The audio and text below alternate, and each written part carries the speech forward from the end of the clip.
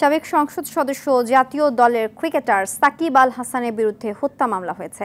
রাজধানীর আদাবর থানায় করা এই হত্যা মামলায় শেখ হাসিনা, ওবায়দুল কাদের ছাড়াও সাবেক সংসদ সদস্য চিত্রনায়ক ফেরদৌসকেও আসামি করা হয়েছে। দেশের বিভিন্ন স্থানে আজও সাবেক প্রধানমন্ত্রী শেখ হাসিনার নামে একাধিক মামলা হয়েছে। অন্যদিকে গতকাল গ্রেফতার ওয়ার্কার্স পার্টির সভাপতি রাশেদ খান মেননের 5 দিনের রিমান্ড মঞ্জুর করেছে আদালত। বিস্তারিত সুমন তানভীরের প্রতিবেদনে। বাংলাদেশ ক্রিকেটের আইকন, বিশ্বসেরা অলরাউন্ডার সাকিব আল হাসান নানা সময় বিভিন্ন বিষয়ে তাকে নিয়ে সমালোচনার ঝড় উঠলেও এবারই প্রথমবারের মতো হতে হলো কোনো মামলার আসামি। ক্রিকেটের মাঠ কাঁপানো সাকিব প্রথমবার সংসদ সদস্য হয়ে রাজনীতির মাঠ কাঁপাতে গিয়ে মাত্র 7 মাসের মাথায় হলেন হত্যা মামলার আসামি। পোশাক শ্রমিক রুবেলকে হত্যার নির্দেশদাতা হিসাবে সাকিবের পাশাপাশি চিত্রনায়ক ও সাবেক সংসদ ফেরদৌসকেও আসামি করা হয়েছে ওই মামলায়। আদাবর থানায় করা মামলাটিতে 1 নম্বর আসামি সাবেক প্রধানমন্ত্রী শেখ হাসিনা।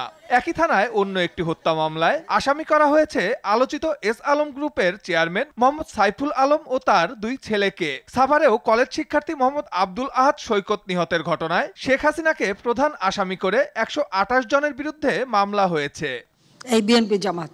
টাঙ্গাইলের মির্জাপুরে কলেজ ছাত্র ইমন নিহতের ঘটনায় টাঙ্গাইলের সাবেক 2 মন্ত্রী আব্দুর রাজ্জাক ও আহসানুল ইসলাম টিটু ও 7 এমপি সহ 148 জনের নামে দায়ের হয়েছে হত্যা মামলা। সিরাজগঞ্জেও আলাদা 3টি হত্যা মামলা হয়েছে। আসামি করা হয়েছে সাবেক সচিব কবির বিন আনোয়ার, সংসদ সদস্য জান্নাত আরা হেনরি সহ 463 জনকে।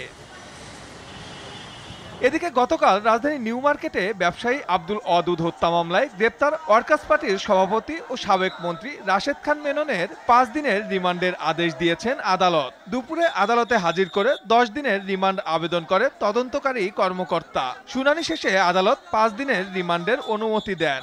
আরও জিজ্ঞাসাবাদ করার জন্য এই ঘটনার সঙ্গে কারা কারা জড়িত এবং কারা কারা এই ষড়যন্ত্রের সঙ্গে আছে এবং কিভাবে ছাত্র জনতার উপরে 14 দলের সহায়তায় গুলি করা হলো এবং কারা কারা এই ষড়যন্ত্রের সঙ্গে জড়িত তাদেরকে বের করার জন্য আরও জিজ্ঞাসাবাদ করার প্রয়োজন। গতকাল রাজধানীর গুলশান থেকে গ্রেপ্তার করা হয় রাশেদ খান মেননকে। আওয়ামী লীগ সরকারের আমলে 2 বার মন্ত্রীর দায়িত্ব পালন করেন তিনি।